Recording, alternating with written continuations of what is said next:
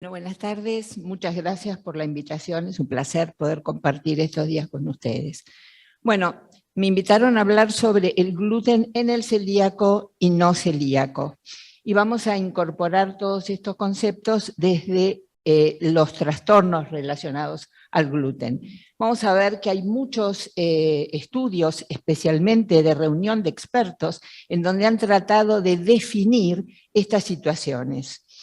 Vamos a ver que el gluten o las harinas producen entonces los trastornos que son diferentes, como por ejemplo la sensibilidad al gluten o harinas no celíaca, la enfermedad celíaca y la alergia a harinas o al trigo. La alergia se debe a un mecanismo IgE, como ustedes conocen. La enfermedad celíaca es un mecanismo autoinmune y la sensibilidad al gluten no celíaca es no autoinmune, no alérgica, pero sí interviene la inmunidad innata. Hay una interrelación entre los hidratos de carbono y los FODMAPs con una intolerancia de ellos en la relación de síntomas que cabalgan entre estas dos entidades. Vamos a ver que la enfermedad celíaca, como ustedes ya saben, es una enteropatía autoinmune multisistémica con predisposición genética a través del HLA que se diagnostica por serología específica. Nosotros en este momento consideramos que la unión de antitransglutaminasa IgG y los DGP, los polipéptidos diamidados de gliadina, especialmente el G, tienen una alta sensibilidad, especificidad y valores predictivos, sobre todo al diagnóstico. No usamos tanto el antiendomicio y, por supuesto, no estamos usando para el diagnóstico de enfermedad celíaca los antigliadina antiguos porque tienen baja especificidad. Y, por supuesto, la atrofia vellositaria con los distintos grados. Por otro lado, la definición de la sensibilidad al gluten no celíaca es un conjunto de síntomas intestinales y extraintestinales que ocurren en horas o días luego de la ingestión de gluten o harinas, responden rápidamente a su exclusión y reaparecen frente al desafío en pacientes que se ha descartado enfermedad celíaca o alergia a las harinas. Ahora, existe una sensibilidad al gluten autopercibida, que son los individuos que evitan el gluten para mejorar síntomas, pero por propia definición, y es muchas veces esto que nos llega a la consulta. Y también están los sujetos que evitan el gluten sin razones precisas. Estos lo consideran una dieta más saludable o ahora está como de moda la gluten free. Por lo tanto, hay una variedad, un espectro importante de síntomas en estos pacientes. Ahora, ¿por qué las personas evitan el gluten? Hubo una encuesta telefónica en el 2013 en donde la mayoría respondían a que era más saludable, otra por pérdida de peso, y luego tenemos un 20% que ahí sí tenían síntomas, los síntomas intestinales o extraintestinales, y también porque se consideraban celíacos. La prevalencia todavía no está bien definida de lo que es la sensibilidad al gluten no celíaca, pero hay estudios como autorreportes de distintos grupos, en donde han determinado que la prevalencia tiene una variante entre el 0,5 y el 12%, y que la prevalencia, obviamente, de enfermedad celíaca, por todos conocida, con estudios bien determinados, con serología y biopsias en el caso de la positividad, en grandes estudios poblacionales, da una prevalencia del 1% mundialmente aceptable. Ahora, se ha visto que la cantidad de personas que evitan el gluten, hay un aumento exponencial de estos en los últimos años por las características o por los elementos que nosotros ya recién les comentábamos. Ahora, ¿cuántos individuos que no consumen el gluten son verdaderos sensibles al gluten no celíacos? Bueno, hay varios estudios en donde tuvieron en cuenta los criterios de Salerno, que ahora les voy a comentar de qué se tratan, que han determinado que estos pacientes, entre un 5 y un 34%, podían realmente ser sensibles al gluten de todos los que no consumían las harinas, y que el 1 al 5% puede estar representado en la población general. Ahora, con respecto a la fisiopatología, bueno, sabemos que la enfermedad celíaca es autoinmune y tiene dos variantes. Una respuesta adaptativa, obviamente a través de la entrada del gluten con los mecanismos de la lámina propia de estimulación a través de las células presentadoras de antígeno, la célula CD4 con una respuesta TH1 por un lado, con estímulo de las citoquinas que llevan a la atrofia, y por el otro lado una respuesta TH2 con las células B, que producen los característicos anticuerpos específicos. Pero también hay una actividad de una respuesta innata mediada por la interleuquina 15 que estimula la producción de linfocitos, y es lo que se encuentra en muchas veces las biopsias que nosotros estudiamos.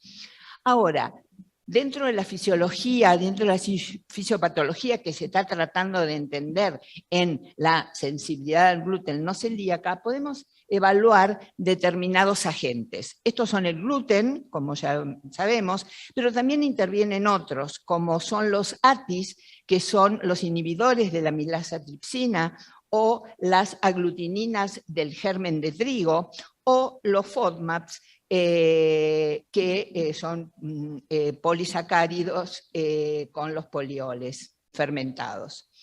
Ahora, cuando hacemos un análisis de lo que tiene el gluten, vamos a ver que tiene el grano, el grano de trigo tiene el endosperma, que ocupa el 81% del grano. Ahí el 80 al 85% está representado por el gluten.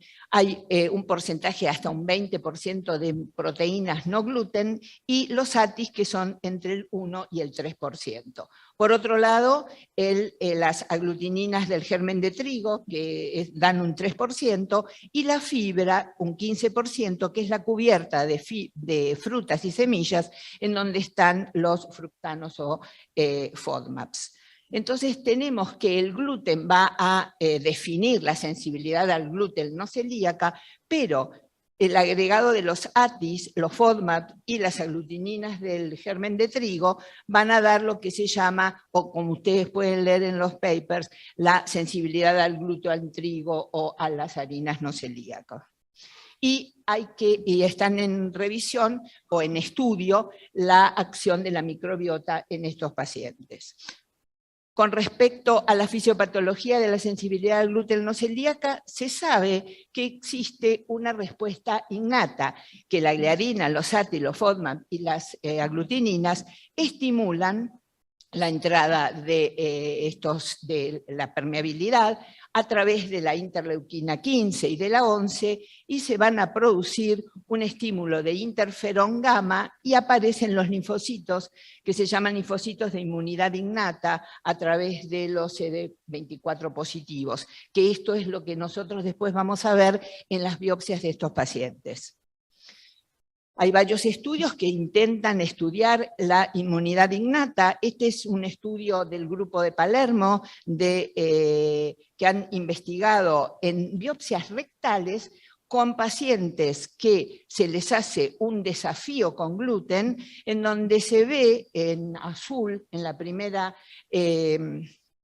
imagen, que están aumentadas los CD4 por estímulo del gluten, mientras que esto no ocurre en los pacientes que están en dieta libre de gluten. Y abajo vamos a ver cómo estos linfocitos de la inmunidad innata están elevados cuando se hace un desafío con gluten y no responden cuando el paciente está en dieta libre de gluten.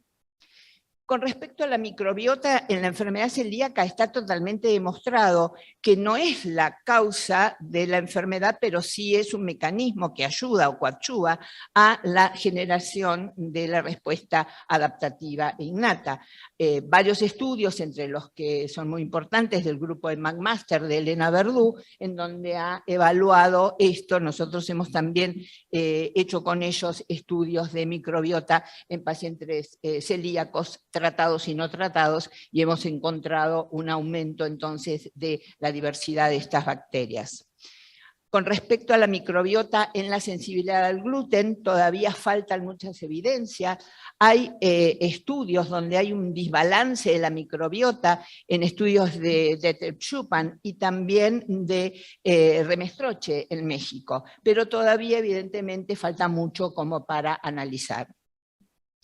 Con respecto al diagnóstico de la sensibilidad al gluten no celíaca, tenemos que excluir la enfermedad celíaca a través de la negatividad de los anticuerpos antitransglutaminasa y los DGP, A y G, y en algunos casos los EMA. Los EMA no los estamos usando porque son operador dependiente y por lo tanto con la buena sensibilidad, especificidad y valor predictivo de la transglutaminasa estamos convencidos de que esto es el mecanismo de diagnóstico.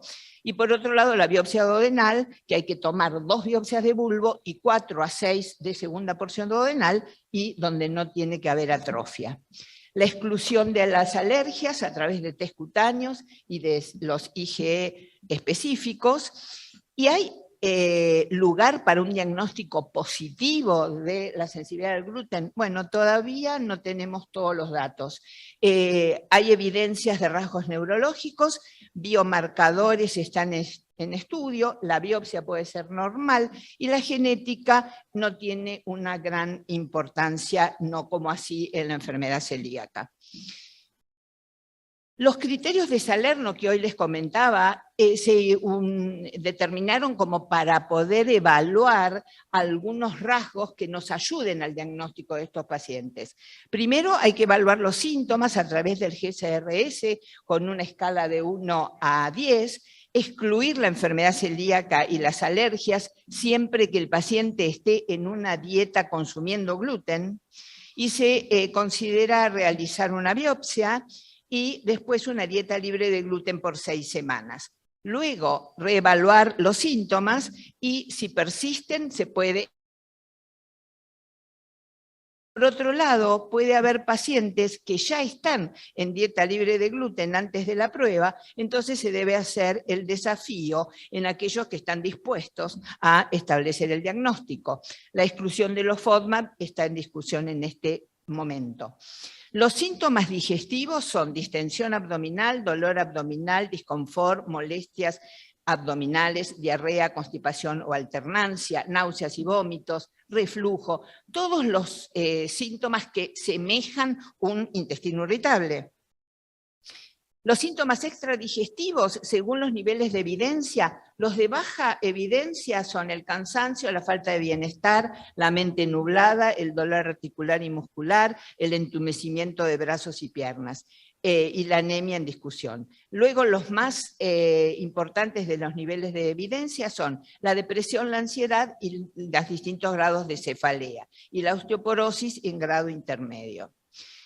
Con respecto a las comorbilidades que asocian las enfermedades autoinmunes, tenemos que la prevalencia de la sensibilidad al gluten en ellas es entre el 14 y el 25. En este estudio de Caroccio de Italia, estudiaron 131 sensibles al gluten, 101 celíacos y 50 síndrome de intestino irritable. Y vieron que el 29% de asociación había en los sensibles al gluten no celíacos. Y los más importantes asociados son la tiroides Hashimoto, la psoriasis, la diabetes tipo 1 y menos la enfermedad mixta del colágeno, la espondilitis anquilosante, y la presencia o no de anticuerpos antinucleares dio positiva en un 46% de pacientes con sensibilidad al gluten y 24% solo en los pacientes celíacos, y mucho menos en los síndrome de intestino irritable. Los neuropsiquiátricos son importantes: la neuropatía periférica, la ataxia cerebrosa o glutenataxia, la encefalopatía, la depresión o la flojedad de mente. Esto se debe a una intervención de la antitransglutaminasa antitransglutaminasa 6, que se encontró sobre todo en el cerebelo. La dieta libre de gluten en varios estudios no presentó beneficios, a pesar de que había pacientes con autismo y con esquizofrenia que al principio habían respondido, pero eran case report. La psicosis severa en una joven de 14 años había mejorado con dieta libre de gluten, pero son cosas aisladas. La migraña se encontró en mayor proporción en los no celíacos que en los celíacos, y hay bajos niveles de diamina oxidasa sérica que tendría un rol en la generación de las cefaleas en los sensibles al gluten.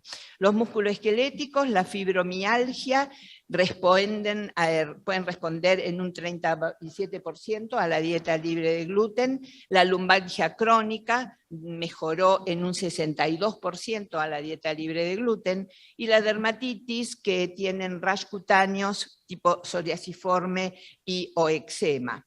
Ginecobstétricos, las alteraciones del ciclo menstrual, la cistitis y la vaginitis se encontraban en mayor proporción.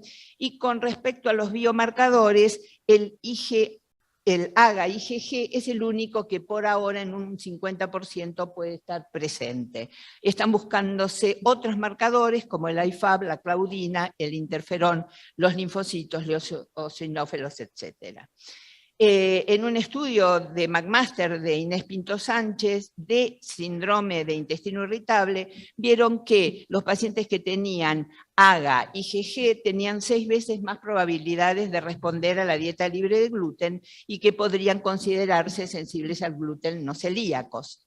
Ahora, actualmente se podría usar como diagnóstico diferencial la IL-2, que se vio que en pacientes celíacos, cuando se hacía un desafío rápidamente a las 4 horas, aumenta la IG2, y esto nos permitiría evitar un desafío prolongado en estos pacientes y la diferencia con los pacientes sensibles al gluten. Con respecto a qué pasa en la biopsia, bueno, vamos a ver que tenemos un infiltrado de linfocitos que en los casos de enfermedad celíaca son gamma delta, y en los sensibles al gluten son otro tipo, son alfa beta, y también hay aumento de eosinófilos. Según hallazgos histológicos, hay criterios de Brescia y Palermo, tanto de Vilanacci como de Caroccio, que han determinado que existe una disposición en Claustrer de los linfocitos, 3 a 4 elementos en el epitelio superficial, que hay una disposición lineal en la base de las musculares mucosae, y que hay un incremento de eosinófilos. También hay un aumento no tan importante de los linfocitos en el conteo general. O sea que todo esto puede definir como que hay una inmunidad, y sobre todo la inmunidad innata que genera la presencia de estos linfocitos. Si hacemos un diagnóstico diferencial, vemos que desde la exposición a los síntomas, en la enfermedad celíaca puede haber un tiempo de semanas o años, en cambio es muy rápido en la sensibilidad al gluten, que la patogénesis tanto es autoinmune y inmunidad innata en la sensibilidad al gluten, que solo el HLA es muy positivo en la enfermedad celíaca, que en la serología en la sensibilidad al gluten es un 50%, los demás son positivos en la enfermedad celíaca, y que la biopsia puede verse un MARS 0 o MARS 1. Los síntomas son indistinguibles del síndrome intestino irritable en la sensibilidad al gluten, las comorbilidades son mixtas, y las complicaciones a largo plazo son claras en la enfermedad celíaca, sobre todo la complicación del linfoma y de adenocarcinoma, especialmente el linfoma asociado a enteropatía, y no se sabe sobre la sensibilidad al gluten a largo plazo. Si hacemos un algoritmo, vamos a ver que pacientes que evitan el gluten sin diagnóstico previo, podemos hacer un HLA, si esto es positivo, hacemos un desafío de gluten, y si la serología y la biopsia es positiva, podemos decir que es un celíaco. Ahora, si esto es negativo, podemos tener sospecha de sensibilidad al gluten. Si el HLA es negativo, descartaría enfermedad celíaca, tendríamos una sospecha de sensibilidad, hacemos establecemos los criterios de Salerno y podríamos confirmar la sensibilidad al gluten. Si el paciente tiene síntomas a pesar de una dieta libre de gluten, podemos hacer la serología, la biopsia y el HLA. Si son todos negativos, es razonable exclusión de enfermedad celíaca y podríamos hacer una biopsia. Pero a estos pacientes hay que sacarles el gluten y hacer los criterios de Salerno. Si esto es positivo, es razonable pensar en una sensibilidad al gluten o intolerancia a los FODMAP, y si es negativo, hay que buscar otros diagnósticos. Para terminar, las recomendaciones finales: la sensibilidad al gluten, síntomas intestinales y extraintestinales relacionados con gluten, con marcadores serológicos negativos para enfermedad celíaca y alergia al trigo, en una dieta que contiene gluten, deben cumplirse los criterios de Salerno. La serología e histología duodenal con dieta con gluten y el HLA, que descartaría la enfermedad, serían necesarias para hacer el diagnóstico diferencial.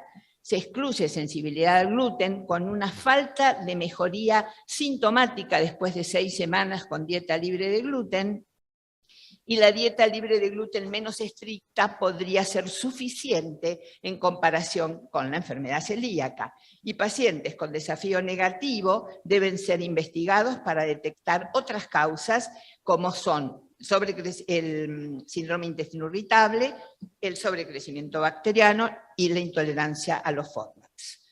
Esto es un curso que estamos haciendo, la semana que viene empieza todo online, los invito si a alguien le interesa, sobre enfermedad celíaca y trastornos relacionados al gluten. Bueno, y este es mi grupo, acá está el doctor Bay como apoyo logístico y el doctor Esmeco, el que ustedes conocen. Muchas gracias por la atención.